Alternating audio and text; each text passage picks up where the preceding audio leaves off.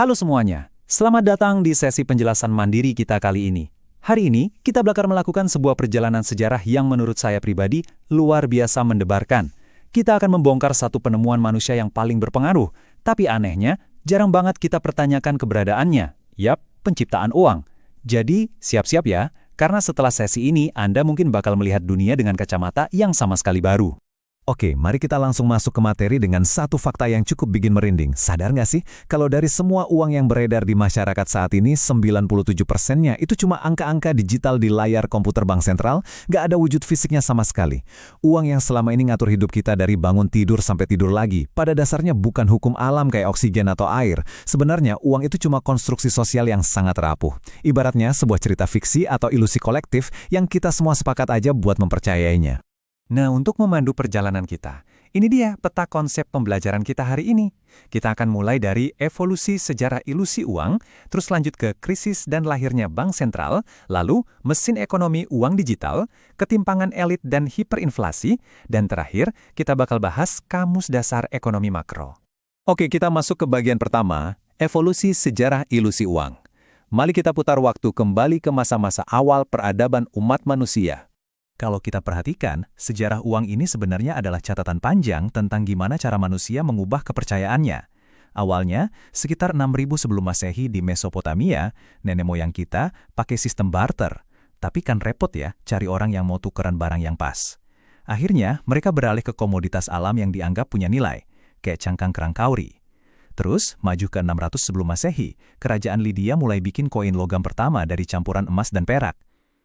Lompat lagi ke abad ke-16 di Eropa, tukang emas mulai ngeluarin surat utang kertas sebagai bukti kepemilikan emas yang secara praktis jadi uang kertas pertama kita. Sampai akhirnya, di tahun 1971, ikatan antara uang kertas dan cadangan emas dunia diputus total, melahirkan ATA yang kita pakai sekarang, aset digital fiat murni. Perbandingan ini menurut saya brilian banget buat nunjukin seberapa drastis pergeseran yang terjadi. Di zaman kuno, uang kita itu didukung sama barang fisik yang beneran langka dan berharga, kayak hewan ternak atau emas murni.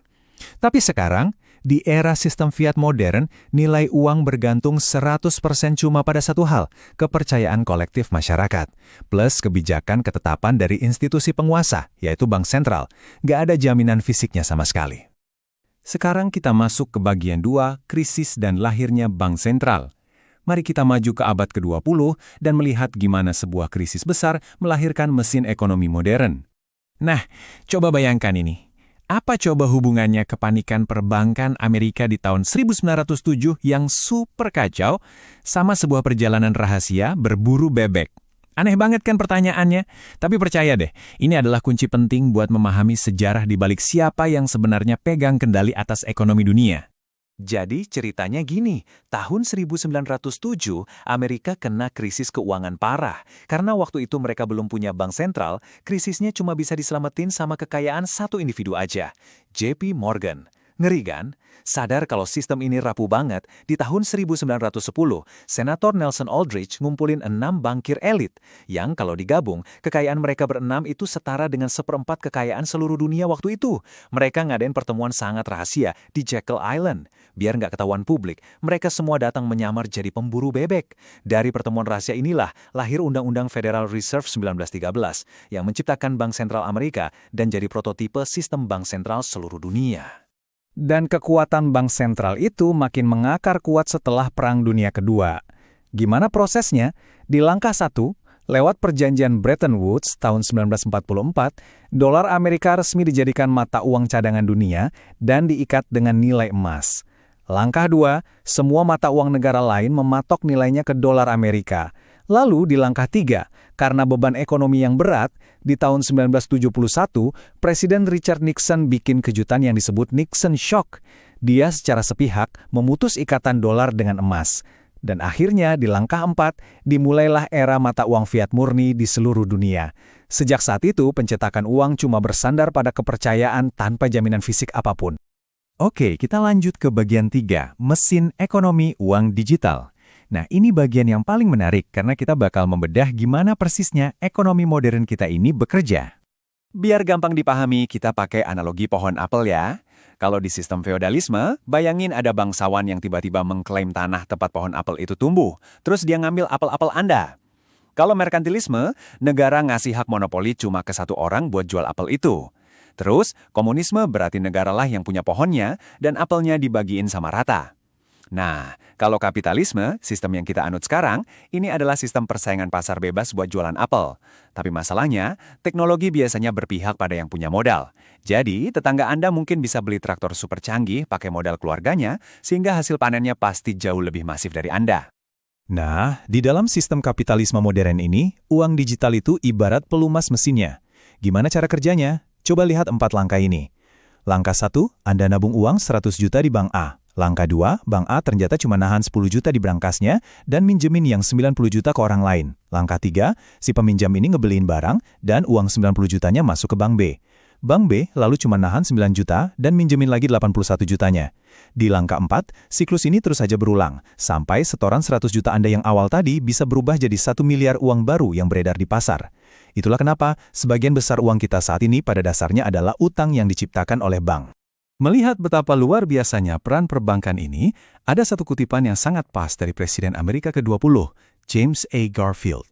Mengendalikan volume uang dan sistem kredit di suatu negara, pada dasarnya sama dengan menjadi penguasa mutlak atas seluruh industri dan perdagangan peradaban manusia itu sendiri. Masuk ke bagian 4, ketimpangan elit dan hiperinflasi. Jadi, apa sih yang bakal terjadi kalau sistem kepercayaan yang rapuh ini mulai hancur? 100 triliun. Yah, Anda nggak salah dengar. Ini bukan sekedar angka karangan loh. Ini adalah nominal yang benar-benar dicetak di atas satu lembar uang kertas Zimbabwe pada tahun 2008. Ini adalah peringatan keras tentang bahayanya uang fiat. Ketika sebuah pemerintah nekat mencetak uang kertas tanpa batas cuma buat nutupin defisit, kepercayaan publik langsung hancur berkeping-keping. Harga barang melambung gila-gilaan dan nilai uangnya menguap gitu aja. Di momen itu, selembar uang 100 triliun bahkan gak cukup buat sekedar beli sepotong roti. Selain ancaman hiperinflasi, ada dampak lain yang sering jadi sorotan. Coba kita lihat tabel ini. Laporan Oxfam tahun 2024 menunjukkan jurang ketimpangan sosial yang luar biasa tajam. 1% kaum elit puncak di dunia ini memiliki kekayaan yang lebih besar dibandingkan 95% populasi global. Laporan yang sama juga mencatat kalau seorang CEO perusahaan global itu bisa ngedapatin gaji setara upah seumur hidup hanya dalam waktu 4 hari kerja. Sementara seorang pekerja garmen harus banting tulang seumur hidupnya cuma buat menyamai apa yang didapat si CEO dalam 4 hari itu. Gak heran kalau banyak pengamat sosiologi yang melihat bahwa uang itu sebenarnya bertindak sebagai alat kontrol sosial. Uang memisahkan kelas-kelas dalam masyarakat dan mengatur gimana kita berperilaku. Padahal semua itu murni didasarkan pada ilusi nilai. Uang sudah berevolusi jadi instrumen kontrol psikologis yang menciptakan hierarki sosial yang kaku. Banyak orang mengorbankan sebagian besar waktu dan kesehatannya cuma demi mengejar deretan angka di layar. Dan anehnya kita tunduk pada narasi ini karena pada tingkat dasar kita butuh ilusi ini buat merasa aman dan bertahan hidup. Sekarang kita sampai di bagian 5, Kamus Dasar Ekonomi Makro. Untuk memantapkan materi belajar mandiri kita hari ini, mari kita rekap beberapa istilah moneter yang wajib banget Anda ingat. Istilah pertama, uang fiat. Berasal dari bahasa Latin yang artinya biarkan terjadi. Ini adalah mata uang yang sama sekali nggak punya nilai fisik intrinsik dan cuma bisa bertahan berkat satu hal, kepercayaan kolektif dari publik. Jadi ingat ya, saldo di rekening bank Anda itu bukan emas, itu cuma cerminan dari kesepakatan sosial kita semua. Istilah kedua, perbankan cadangan fraksional. Ini nih, jantung dari mesin ekonomi kita. Sistem di mana bank cuma nyimpen sebagian kecil aja uang tunai dari tabungan nasabah, lalu pakai sisanya buat nyiptain uang digital baru lewat pinjaman. Lewat sistem inilah, jumlah uang di pasar bisa berlipat ganda dengan sendirinya. Istilah ketiga, Perjanjian Bretton Woods tahun 1944. Ini adalah titik balik sejarah internasional setelah Perang Dunia yang ngejadiin dolar AS sebagai mata uang cadangan dunia. Perjanjian inilah yang membentuk hierarki sistem keuangan global modern yang masih sangat terasa dampaknya sampai detik ini. Tapi, di balik semua rumus matematika dan istilah ekonomi tadi, kita perlu sejenak merenungkan posisi kita sebagai manusia. Filsuf abad ke-18, Immanuel Kant, pernah ngasih peringatan keras.